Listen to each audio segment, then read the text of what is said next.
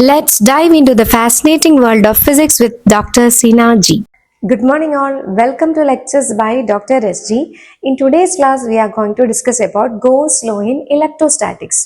ഈ Gauss law എന്ന് പറയുന്നത് ഇലക്ട്രോസ്റ്റാറ്റിക്സിലെ one of the most important equation ആണ്. അതായത് വളരെ കോംപ്ലിക്കേറ്റഡ് ആയിട്ടുള്ള പ്രോബ്ലംസ് രണ്ടോ മൂന്നോ സ്റ്റെപ്പിൽ സിമ്പിളായിട്ട് നമുക്ക് ചെയ്യാൻ പറ്റും ഗോസ് ലോ അറിയാമെങ്കിൽ. അപ്പം അതുകൊണ്ട് തന്നെ ഈ ഒരു ഡെഫിനിഷനും ഇതിൻ്റെ ഇക്വേഷനും നിങ്ങൾ പഠിച്ചു വെക്കണം. ഞാൻ ഈ ഒരു ക്ലാസ്സിൽ ഗോസ് ലോ മാത്രമാണ് എടുക്കുന്നത്. ഇതിൻ്റെ കുറച്ച് ആപ്ലിക്കേഷൻസ് ഉണ്ട്, അത് നമുക്ക് അടുത്ത ലെക്ചറിൽ ഡിസ്കസ് ചെയ്യാം കേട്ടോ. അപ്പോൾ ഈ ഗോസ് ലോ ആരാണ് ഇൻട്രൊഡ്യൂസ് ചെയ്തത്? It was introduced by a German mathematician and physicist Carl Friedrich Gauss in 1835. എത്ര നാൾ മുന്നേ നോക്കിയേ, 1835 ഇൻട്രൊഡ്യൂസ് ചെയ്തതാണ് ഈ ഒരു ഡെഫിനിഷൻ അല്ലെങ്കിൽ ഇക്വേഷൻ. അദ്ദേഹം ഒരു മാത്തമെറ്റീഷ്യൻ ആയിരുന്നു, അദ്ദേഹം ഒരു ഫിസിസിസ്റ്റും ആയിരുന്നു. ഫിസിക്സ് അറിയാവുന്നവർക്കൊക്കെ മാത്സ് വളരെ എളുപ്പമായിരിക്കും അല്ലെ, മാത്സ് അറിയായിരിക്കും. അതുപോലെ മാത്സ് അറിയാവുന്നവർക്ക് ഫിസിക്സും എളുപ്പമായിരിക്കും. അദ്ദേഹം ഒരു മാത്തമാറ്റീഷ്യനും ഫിസിസിസ്റ്റും ആയിരുന്നു. അപ്പൊ എന്താണ് നമുക്ക് ഗോസ് ലോ നോക്കാം. So it is A total flux passing through A close surface is 1 by epsilon 0 times the net charge enclosed by the surface. Equation വെച്ച് നമുക്ക് റെപ്രസെന്റ് ചെയ്യാം. ഫ്ലക്സിനെ റെപ്രസെന്റ് ചെയ്യുന്ന ഇക്വേഷൻ. ഇപ്പൊ ഡെഫിനിഷൻ കാണുമ്പോൾ നിങ്ങൾ ആകെ ഇതെന്താണെന്നൊന്നും വിചാരിക്കേണ്ട. ഇത് നമുക്ക് സിമ്പിൾ ആയിട്ട് ഒരു ഫിഗർ ഒക്കെ വരച്ച് ഞാൻ എക്സ്പ്ലെയിൻ ചെയ്തത്, അപ്പൊ കുറച്ചുകൂടെ നിങ്ങൾക്ക് മനസ്സിലാവും. അപ്പൊ ഇവിടെ ഫ്ലക്സിനെ റെപ്രസെന്റ് ചെയ്യുന്നത് നമ്മൾ ഫൈ എന്ന ഫ്ലക്സ് ഒക്കെ നമ്മൾ നേരത്തെ പഠിച്ചിട്ടുണ്ട് കേട്ടോ. അപ്പൊ ഫൈ എന്ന് പറയുന്നത് integral E dot D S ആണെന്ന് വരെ ഇതുവരെ നമുക്ക് അറിയാവുന്ന കാര്യമാണ്. അപ്പൊ ഗോസ് എന്ന് പറഞ്ഞ കാര്യം this phi is equal to q by epsilon 0 എന്ന് പറഞ്ഞു. ക്യൂ എന്ന് പറയുന്നത് it is a charge enclosed by the surface and epsilon 0 is the permittivity of free space. അപ്പൊ ഇതിന്റെ പ്രൂഫ് ആദ്യം ഞാൻ പറയാം, പറഞ്ഞു കഴിഞ്ഞിട്ട് നമുക്ക് ഡെഫിനിഷനിലേക്ക് ഒന്നുകൂടെ വരാം. ഓക്കെ, സോ പ്രൂഫ് നമുക്ക് നോക്കാം. ഫോർ എക്സാമ്പിൾ, ഞാനിപ്പം ഇവിടെ ഒരു പോയിന്റ് ചാർജ് കൺസിഡർ ചെയ്യണം. Let this charge will be q. എന്നിട്ട് ഈ ചാർജിന് ചുറ്റും ഞാനൊരു സർഫസ് അങ്ങ് ഇമാജിൻ ചെയ്യുകയാണ്. ഓക്കെ, ഇതൊരു ഇമാജിനറി സർഫസ് ആണ് കേട്ടോ, അല്ലാതെ അവിടെ ഒരു സർഫസ് ഒന്നും ഇങ്ങനെ ഇല്ല കാണുന്ന പോലെ. അപ്പോൾ ഈ ഒരു സർഫസ് ഞാൻ ഇമാജിൻ ചെയ്തു. ഒരു സ്പെറിക്കൽ സർഫസ് ആണ്, ഇതിന്റെ റേഡിയസ് 6 ആണ്. റേഡിയസ് 6 ഉള്ള ഒരു സ്പെറിക്കൽ സർഫസ് ഞാൻ ഇമാജിൻ ചെയ്ത് വെച്ചു. Okay, consider a spherical surface having a charge q at the center of the sphere. ഈ സ്പിയറിന്റെ റേഡിയസ് 6 ആണ്. ഓക്കെ, ഇനി ഞാൻ ഇവിടെ ഒരു ചെറിയ ഒരു ഏരിയ ഇമാജിൻ ചെയ്തു. ഇവിടെ ഒരു ചെറിയ സർഫസ് ഞാൻ ഇമാജിൻ ചെയ്തു. ഓക്കെ, ഈ ഒരു surface let this surface will be ds എന്നിരിക്കട്ടെ. ഇതൊരു സർഫസ് ആണ് കേട്ടോ. അപ്പൊ ഇത് നിങ്ങൾക്ക് ഒരു 3 ഡയമെൻഷണൽ വ്യൂ കിട്ടാൻ വേണ്ടി നിങ്ങൾ ഒന്ന് ആലോചിക്കും. ഒരു വലിയൊരു സ്പെറിക്കൽ ആയിട്ടുള്ള ബലൂണിനകത്ത് ഒരു ചാർജ് ഇരിക്കുകയാണ്. അപ്പൊ ആ ബലൂണിന്റെ പുറത്തൊരു സർഫസ് ഞാൻ ഇമാജിൻ ചെയ്യുകയാണ് കേട്ടോ. അപ്പൊ ഈ ഒരു സർഫസിനകത്തൂടെയുള്ള ഇവിടെ ഒരു ഇലക്ട്രിക് ഫീൽഡ് ഉണ്ടാവുമല്ലോ. It is radially outward.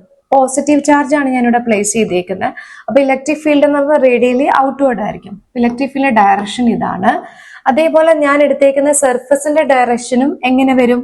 It is also radially outward. അതായത് ഡി എസ് വെക്ടറിന്റെ ഡയറക്ഷനും ഇതേ ഡയറക്ഷൻ തന്നെയാണ്. അപ്പൊ ഇതൊരു ബലൂൺ ആയിട്ട് എടുക്കുകയാണെങ്കിൽ ഈ ഒരു സർഫസ് ആണെങ്കിൽ ഇലക്ട്രിക് ഫീൽഡ് ഡയറക്ഷൻ ഇത് തന്നെയാണ്. അതേപോലെ ഈ ഒരു ഏരിയയുടെ ഡയറക്ഷൻ ഇത് തന്നെയാണ്, ഒരേ ഡയറക്ഷനാണ്.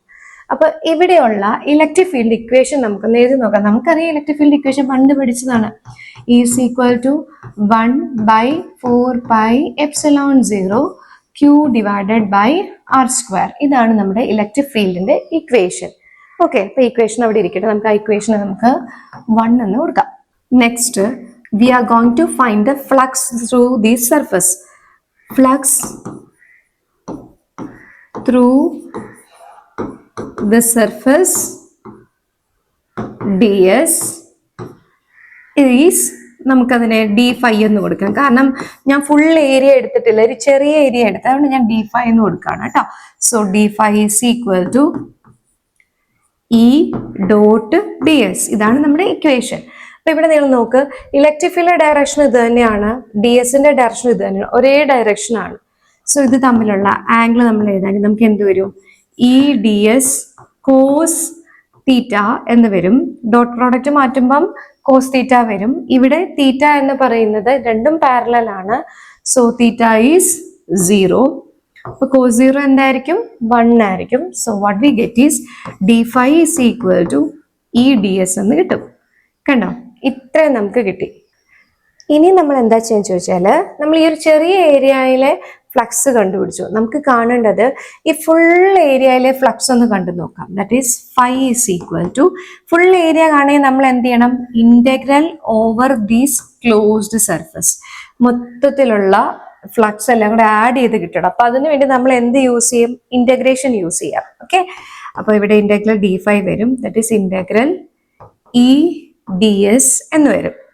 അപ്പൊ ഈ കേസിൽ ഈ ഇ എന്ന് പറയുന്നത് നോക്കിക്കോ കോൺസ്റ്റന്റ് ആണ്. കാരണം ഞാൻ ഈ ഒരു സ്പെറിക്കൽ സർഫസ് ആണ് എടുത്തേക്കുന്നത്. ഈ സ്പെറിക്കൽ സർഫസിലെ ഏത് പോയിന്റ് എടുത്താലും ഡിസ്റ്റൻസ് എന്ന് പറയുന്നത് എന്താണ്, 6 തന്നെ ആയിരിക്കും. ഒരേ ഡിസ്റ്റൻസ് ആണ്. ഒരൊറ്റ ചാർജ്, ഇവിടെ ക്യൂ എന്ന് പറഞ്ഞ ചാർജേ ഉള്ളൂ, ബാക്കി എല്ലാം കോൺസ്റ്റന്റ് ആ. സോ ഇ എന്ന് പറയുന്നത് എന്താണ്, കോൺസ്റ്റന്റ് ആണ്. അപ്പൊ ഈ കോൺസ്റ്റന്റ് ഞാൻ എന്ത് ചെയ്തു, ഇന്റഗ്രലിന്റെ പുറത്തെടുത്തു. കണ്ട, ഇനി ഇവിടെ സർഫസിന്റെ ഇന്റഗ്രൽ എന്ന് പറയുന്നത് എന്താ വരിക, നമുക്ക് ഇവിടെ ഏരിയ ആണ്. സോ സ്പെറിക്കൽ സർഫസിന്റെ ഏരിയ എന്ന് പറയുന്നത് എന്ത് വരും, 4πr². That is E is equal E into 4πr². കാരണം ഈ റേഡിയസ് 6 ആണല്ലോ എഴുതിയേക്കുന്നത്. ഇനി നമുക്ക് ഇവിടെ ഇയുടെ സ്ഥാനത്ത് ഇത് കൂടെ ഒന്ന് സബ്സ്റ്റിറ്റ്യൂട്ട് ചെയ്ത് നോക്കാം. What we get is 1 divided by 4πε0 q/r² into 4πr². ഇപ്പൊ എന്ത് കിട്ടി, 4πയും 4πയും കട്ടായി പോകും, r² കട്ടായി പോകും. അവസാനം നമുക്ക് എന്ത് കിട്ടി, കണ്ടോ, q/ε0. കണ്ടോ, phi is equal to q/ε0. ഇത് തന്നെയല്ലേ നമ്മുടെ Gauss law, phi is equal to integral E dot ds is equal to q/ε0. അപ്പൊ ഇതിൽ നമുക്ക് എന്താണ് മനസ്സിലാക്കാൻ പറ്റുന്ന കാര്യങ്ങൾ, നമ്മൾ ഒരു ഇക്വേഷൻ വെറുതെ മഗപ്പ് ചെയ്ത് കാണാതെ പഠിച്ചുകൊണ്ട് ഒരു കാര്യമില്ല. അതിന്റെ ഉദ്ദേശം, അതിന്റെ ഫിസിക്കൽ ഇന്റർപ്രിട്ടേഷൻ എന്താണെന്ന് നമ്മൾ മനസ്സിലാക്കണം. അതായത് flux through a closed surface which is enclosing a charge q is equal to q divided by ε0. നമ്മളിപ്പോ ഇവിടെ എടുത്തേക്കുന്നത് ഒരു ക്ലോസ്ഡ് സർഫസ് ആണ്. ഇതിങ്ങനെ ഓപ്പൺ ആയിട്ടുള്ള സർഫസ് എടുത്താൽ അത് സത്യമാവില്ല. It is a closed surface. ഇതൊരു ക്ലോസ്ഡ് സർഫസ് ആണ്.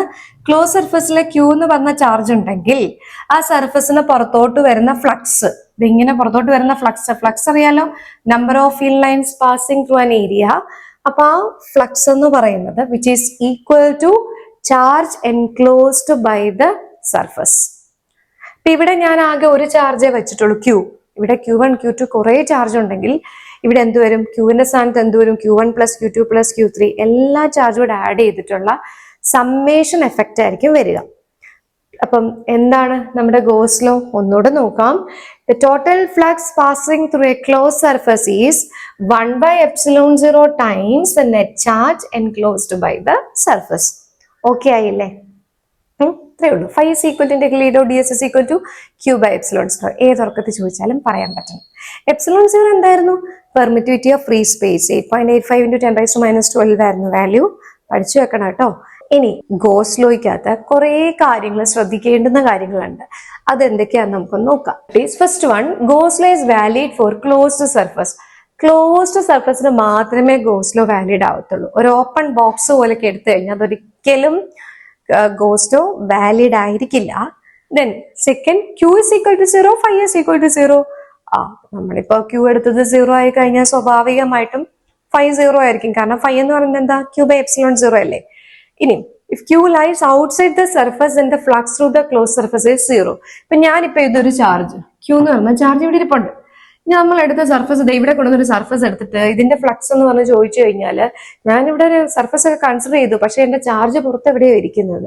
സോ ഇതിൽ കൂടിയുള്ള ഫ്ലക്സ് എന്ന് പറഞ്ഞാൽ എന്തായിരിക്കും, 0 ആയിരിക്കും. ഞാനിപ്പോ ഇങ്ങനെ ഒരു സർഫസ് ആണ് കൺസിഡർ ചെയ്തതെങ്കിൽ q/ε0 കിട്ടും. ഓക്കെ. ഇനി അതായത് നിങ്ങൾക്കൊക്കെ പരീക്ഷയ്ക്ക് ചോദിക്കുമ്പോഴേ ചിലപ്പം ഇതുപോലെ ഒരു ചാർജ് ഒക്കെ തന്നിട്ട് കുറെ മാറ്റി ഒരു സർഫസ് കാണിച്ചിട്ട് find the flux through the surface എന്ന് പറയുമ്പോൾ നമ്മൾ എന്തൊക്കെയോ ഉണ്ട് അതൊക്കെ നമ്മൾ ആലോചിക്കും. പക്ഷെ അതൊന്നുമില്ല, സിമ്പിളാ. ചാർജ് വേറെ എവിടെയാണ് ഇരിക്കുന്നത്. അപ്പൊ ഒറ്റയടിക്ക് നമുക്ക് എഴുതാൻ പറ്റും ഫ്ലക്സ് 0 ആണെന്നുള്ളത്. And then the charge q is a sum of all charges in the surface. ഞാൻ പറഞ്ഞു ഇപ്പൊ ഇവിടെ Q1 Q2 കുറെ ചാർജസ് ഉണ്ടെന്ന് വെച്ചു. അപ്പോ ഈ ഫ്ലക്സ് എന്ന് പറയുന്നത് phi is equal to Q1 + Q2 + Q3 divided by epsilon 0 എന്ന് വരും. ഇതിന്റെ എല്ലാം സം ആയിട്ട് വരും. ഈ സർഫസിൽ എവിടെയാണ് ഈ പോയിന്റ് ഇരിക്കുന്നത് എന്നുള്ളത് ബാധകമല്ല. അതായത് ഇപ്പൊ ചിലപ്പോൾ ഈ ചാർജ് ഇവിടെ ആയിരിക്കും ഇരിക്കുക, ചിലപ്പോൾ ഈ സെൻട്രലിലായിരിക്കും. എവിടെയാണെങ്കിലും നമ്മുടെ equation will be the same. Phi is equal to q by epsilon 0. Okay, and then ഇനിയുണ്ട് പോയിന്റ്സ് നമുക്ക് ഓർക്കാനായിട്ട്. The surface we are considering for applying the Gauss law is called a Gaussian surface. And then Gauss law is applicable to any field obeying inverse square law. Inverse square law obey ചെയ്യുന്ന എല്ലാ ഫീൽഡിലും നമുക്ക് goes law apply ചെയ്യാൻ പറ്റും. Inverse square law എന്ന് പറഞ്ഞു കഴിഞ്ഞാൽ ഏതാണ്? ഇവിടെ നമ്മൾ ചെയ്തില്ലേ, 1/4πε0 Q/r² അല്ലേ? കണ്ടോ, ഇലക്ട്രിക് ഫീൽഡ് r², ഇൻവേഴ്സിന് സ്ക്വയർ ആണ് റിലേറ്റ് ചെയ്തേക്കുന്നത്. അപ്പൊ ഇൻവേഴ്സ് സ്ക്വയർ ലോ ആപ്ലിക്കബിൾ ആയിട്ടുള്ള എല്ലാ സിറ്റുവേഷനിലും നമുക്ക് ഗോസ് ലോ അപ്ലൈ ചെയ്യാൻ പറ്റും. ഇനി ഗോസ് ലോയ്ക്കകത്ത് അപ്ലൈ ചെയ്യുമ്പോൾ നമ്മൾ ഒരു പോയിന്റ് കൂടെ ഓർക്കാനുണ്ട്. അതായത് for Gaussian surface within a medium, അതായത് ഞാനിപ്പോൾ ഫ്രീ സ്പേസിലാണ് Q/ε0 എന്ന് എഴുതിയത്. ഞാൻ കൺസിഡർ ചെയ്യുന്ന മീഡിയം ഒരു വാട്ടർ മീഡിയത്തിനകത്താണ് ഞാൻ ഗോഷ്യൻ സ്ഫിയർ എടുക്കുന്നതെങ്കിൽ, അല്ലെങ്കിൽ വേറെ ഏതെങ്കിലും മീഡിയത്തിനകത്താണെങ്കിൽ ഒരിക്കലും phi is equal to Q/ε0 എന്ന് എഴുതരുത്. പകരം phi is equal to Q/ε എന്ന് വേണം എഴുതാൻ. വേറെ epsilon is the permittivity of the medium. ഇത് ഓർത്തിരിക്കണം. പിന്നെയുള്ള ഒരു കാര്യം എന്ന് വെച്ച് കഴിഞ്ഞാൽ, നമ്മൾ സാധാരണ ഇലക്ട്രിക് ഫീൽഡ് ഇപ്പം പോയിന്റ് ചാർജിന്റെ കേസിൽ ഇതേപോലെ ഒരു സ്പെറിക്കൽ ഗോഷ്യൻ സർഫസ് ആണ് ഞാൻ കൺസിഡർ ചെയ്തത്. അങ്ങനെ കൺസിഡർ ചെയ്യാൻ കാര്യം, ഇപ്പം നമ്മൾ പ്രോബ്ലം ചെയ്തപ്പോൾ തന്നെ ഞാനിപ്പോൾ ഇവിടെ ഒരു ഷേപ്പ്ലെസ് ആയിട്ടുള്ള ഒരു സർഫസ് ആണ് കൺസിഡർ ചെയ്തെങ്കിൽ അതിന്റെ ഏരിയ ഒക്കെ കാൽക്കുലേറ്റ് ചെയ്യാൻ വളരെ ബുദ്ധിമുട്ടാണ്. ഇപ്പൊ നിങ്ങൾ നോക്കിക്കോ, ഇപ്പൊ ഞാൻ ഈ പ്രോബ്ലം ചെയ്തപ്പോൾ ഇവിടെ DS ന് 4πr² എന്ന് എനിക്ക് ഇടാൻ പറ്റിയത് എന്തുകൊണ്ടാണ്? അതൊരു സിമെട്രി ഉള്ള ഒരു ഗോഷ്യൻ സർഫസ് കൺസിഡർ ചെയ്തതുകൊണ്ടാണ്. അപ്പൊ നമുക്ക് പ്രോബ്ലംസ് നമ്മളെപ്പോഴും എളുപ്പത്തിൽ സോൾവ് ചെയ്യാനാണ് നോക്കേണ്ടത്. അപ്പൊ നമ്മൾ കൺസിഡർ ചെയ്യുന്ന ഗോഷ്യൻ സർഫസിന് ഒരു സിമെട്രി ഉണ്ടായിരിക്കണം. അങ്ങനെ സിമെട്രി ഉണ്ടെങ്കിൽ നമുക്ക് പെട്ടെന്ന് അത് ചെയ്തെടുക്കാൻ പറ്റും. അതങ്ങനെ തന്നെയല്ലേ നമ്മുടെ ലൈഫ് റിലേറ്റഡ് ആയിട്ട് പ്രോബ്ലംസും പല പല പ്രശ്നങ്ങളുണ്ടാവും. അതിനെ നമ്മൾ എങ്ങനെ അപ്രോച്ച് ചെയ്യുന്നതനുസരിച്ചിരിക്കണം. കോംപ്ലിക്കേറ്റഡ് ആയിട്ട് വേണമെങ്കിലും നമുക്ക് അതിനെ സോൾവ് ചെയ്യാം. സിമ്പിൾ ആയിട്ടുള്ള മെത്തേഡ് ചൂസ് ചെയ്യുന്നതിലാണ് നമ്മളുടെ കഴിവിരിക്കുന്നത്. അപ്പൊ ഇതേപോലെ ഗോസ് ലോ നമ്മൾ പ്രോബ്ലംസ് ചെയ്യുമ്പം എപ്പോഴും ഞാനിങ്ങനെ പറയുന്ന ഓർക്കാൻ വേണ്ടിയിട്ടാണ് കേട്ടോ. ഗോസ് ലോയുടെ പ്രോബ്ലംസ് നമ്മൾ ചെയ്യുമ്പം നമ്മൾ കൺസിഡർ ചെയ്യുന്ന സർഫസ് എപ്പോഴും ഒരു സിമെട്രി ഉള്ള സർഫസ് ആണെങ്കിൽ നമുക്ക് ആ പ്രോബ്ലം എളുപ്പത്തിൽ സോൾവ് ചെയ്യാൻ പറ്റും. അപ്പൊ എന്തായാലും നമ്മുടെ Gauss law phi is equal to integral E.ds is equal to Q/ε0. Okay, അപ്പൊ നിങ്ങളുടെ പ്രോബ്ലം പരീക്ഷയ്ക്ക് നിങ്ങൾക്ക് ചോദിക്കുന്ന സമയത്ത് നിങ്ങളോട് ചോദിക്കുന്ന ക്വസ്റ്റ്യന്റെ മാർക്ക് അനുസരിച്ച് വേണം ആൻസർ ചെയ്യാനായിട്ട്. ഒരു 5 മാർക്കിന്റെ ക്വസ്റ്റ്യൻ ചോദിക്കുമ്പോൾ ചുമ്മാ ഇക്വേഷൻ മാത്രം എഴുതി കഴിഞ്ഞാൽ ഫുൾ മാർക്ക് കിട്ടത്തില്ല. അപ്പൊ അതിന്റെ ഡെഫിനിഷൻസും ഇക്വേഷനും ആ ഓരോ ടേമും എന്താണ് ഉദ്ദേശിക്കുന്നതെന്ന് എഴുതിയിട്ട് പിന്നെ അത് റിലേറ്റ് ചെയ്ത് എന്തെങ്കിലും ചോദിച്ചിട്ടുണ്ടെങ്കിൽ അതൊക്കെ കറക്റ്റ് ആയിട്ട് എഴുതിയാൽ മാത്രമേ 5 മാർക്ക് മേടിച്ചിട്ടുള്ളൂ. 1 മാർക്കിന്റെ ക്വസ്റ്റ്യൻ ആണെങ്കിൽ ചിലപ്പോൾ ഇക്വേഷൻ എഴുതിയാലും ടീച്ചേഴ്സ് ആ മാർക്ക് നിങ്ങൾക്ക് തരും. ഇനി നമുക്കിത് റിലേറ്റ് ചെയ്തിട്ടുള്ള ഒരു പ്രോബ്ലം നോക്കാം. ഒന്നല്ല 2 പ്രോബ്ലം നോക്കാം. Calculate the number of electric lines of force originating from a charge of 1 coulomb. ഇവിടെ നമുക്ക് തന്നിരിക്കുന്ന എന്തൊക്കെയാണ് നിങ്ങൾ എടുത്ത് എഴുതണം കേട്ടോ. ഞാൻ എടുത്തത് മറന്നു. ചാർജ് തന്നിട്ടുണ്ട് Q is equal to 1 coulomb. അതാണ് തന്നേക്കുന്നത്. അപ്പൊ നമ്മളോട് ചോദിച്ചേക്കുന്നത് എന്താ? ഫ്ലക്സ് കാണാനാ ചോദിച്ചേക്കുന്നത്. Phi is equal to Q/ε0. Equation അറിയാവുന്ന എളുപ്പമല്ലേ? 1/8.85 × 10⁻⁻12. ഈ ഇക്വേഷൻ ഈ വാല്യൂ അറിയണം കേട്ടോ. ഇക്വേഷൻ അറിയാമെങ്കിൽ നമുക്ക് ചെയ്യാൻ പറ്റത്തില്ല. ഈ വാല്യൂ അറിയണം കേട്ടോ. is equal to നമുക്ക് എന്ത് കിട്ടും? 1.129 × 10⁻11 Nm², Coulomb⁻⁻1 എന്ന് കിട്ടും. അപ്പൊ നിങ്ങൾക്ക് മേ ബി സ്റ്റേറ്റ് സിലബസിലെ കുട്ടികൾക്ക് പ്രോബ്ലംസ് ചെയ്യുമ്പോൾ കാൽക്കുലേറ്റർ യൂസ് ചെയ്യാൻ പറ്റും. ചില സിലബസിൽ കാൽക്കുലേറ്റർ യൂസ് ചെയ്യാൻ പറ്റത്തില്ല. അങ്ങനെയുള്ള കേസിൽ നിങ്ങൾ ചെയ്യുമ്പോൾ നിങ്ങൾക്ക് ഇതിനെ റെഡ്യൂസ് ചെയ്ത് ചെയ്യാൻ പറ്റും. 8.85 എന്ന് പറഞ്ഞ് പോകാതെ നിങ്ങൾക്ക് വേണമെങ്കിൽ ഇതിനെ 8.8 ആക്കി എടുക്കാം, അല്ലെങ്കിൽ 9 ആക്കി എടുത്ത് വേണമെങ്കിലും ഡിവിഷൻ ചെയ്തിട്ട് ആൻസർ കിട്ടും. ഓക്കെ, അങ്ങനെ ചെയ്യാൻ നിങ്ങൾ പഠിക്കണം. കാൽക്കുലേറ്റർ ഉപയോഗിക്കാതിരിക്കുന്നതാണ് ഏറ്റവും നല്ലത്. And then second problem, the positive charge of 17.7 microcoulomb is placed at the center of a hollow sphere of radius 0.5 centimeter. Calculate the flux density through the surface of the sphere. സ്പിയറിലൂടെയുള്ള flux density calculate ചെയ്യാനാണ് ചോദിച്ചേക്കുന്നത്. അപ്പൊ നമുക്കറിയാം ഫ്ലക്സിന്റെ equation അറിയാമെങ്കിൽ അതങ്ങോട്ട് ചെയ്ത് വെക്കുക. അപ്പോൾ നമുക്ക് തന്നേക്കുന്നൊന്ന് എടുത്തെഴുതാം. Q is equal to 17.7 microcoulomb. കൂളോമ്പാണ് വേണ്ടുന്നത്, മൈക്രോ കൂളോമിനെ തന്നേക്കുന്നത്. അപ്പൊ അവന്മാർ നമുക്ക് തെറ്റിക്കാൻ വേണ്ടി തന്നേക്കുന്നതാണ് കേട്ടോ. സോ ഇതിനെ കൺവേർട്ട് ചെയ്യണം, 10⁻⁶ കൂളംബ് എന്നാക്കണം. R എന്ന് പറയുന്നത് 0.5 മീറ്റർ. നമുക്ക് 5 അറിയാം, 5 is equal to Q/ε0. ഞാൻ ഇക്വേഷൻ ഇവിടെ എഴുതിയില്ല, നിങ്ങൾ എപ്പോഴും ഇക്വേഷൻ എഴുതണം കേട്ടോ. ഇക്വേഷൻ എഴുതാൻ മറക്കരുത്, കാരണം കാൽക്കുലേഷൻസ് എങ്ങാനും തെറ്റിപ്പോയാൽ ഇക്വേഷൻ വരെ അറിയാലോ എന്ന് വിചാരിച്ചിട്ട് അതിനുള്ള മാർക്ക് നിങ്ങൾക്ക് കിട്ടും. So 5 is equal to Q is 17.7 into 10⁻⁶ divided by 8.85 into 10⁻12. Calculations ചെയ്യുമ്പോൾ നിങ്ങൾക്ക് 2 into 10⁻6 newton metre square coulomb raise to -1 എന്ന് കിട്ടും. 5യുടെ യൂണിറ്റ് ആണ് കേട്ടോ.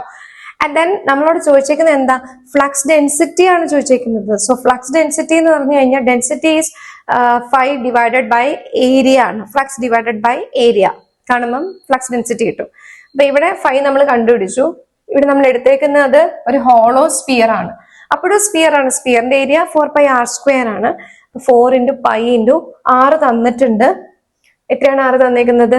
0.5 മീറ്റർ. സോ 0.5 സ്ക്വയർ കൊടുക്കുക, കാൽക്കുലേറ്റ് ചെയ്യുക, നിങ്ങൾക്ക് ഫ്ലക്സ് ഡെൻസിറ്റി കിട്ടും. ഈസി അല്ലേ? ഇക്വേഷനും ε0യുടെ വാല്യൂ ഒക്കെ ഒന്ന് അറിഞ്ഞിരുന്നാൽ മതി. Okay, so with this lecture we learn about or we discusses about Gauss law in electrostatics, that is phi is equal to integral E dot ds is equal to Q/ε0, and we already discussed about some of the points we want to remember while doing problems. അപ്പം ആ points നമ്മൾ discuss ചെയ്തു. പിന്നെ നമ്മൾ ഇത് relate ചെയ്ത് 2 ക്വസ്റ്റ്യൻസും ചെയ്തു. ഓക്കെ അല്ലേ? Hope you all understood my lecture. For more updates, keep an eye on my educational channel, Lectures by Dr. Seena G. Thank you.